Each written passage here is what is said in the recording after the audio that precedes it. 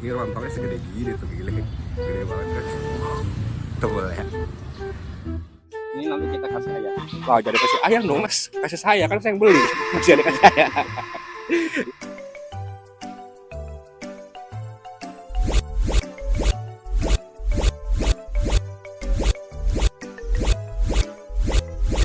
Halo, selamat pagi mas. Ini jualan apa nih mas? Jualan lontong kari ayam. Wih, lontongnya gede ya. Makanan khas Bandung. Bedanya sama lontong sayur pada umumnya apa tuh? Kalau yang lain kan pakai sayur, pakai Ah. rebusir. Kalau ini pakai ayam. Pokoknya pakai kari gitu ya. Pakai kari. Kalau lontong khas di Bandung itu pakai kari sapi. Cuman pas awal jualan di sini konsumen minatnya kurang. Jadi kita ganti inovasi pakai ayam.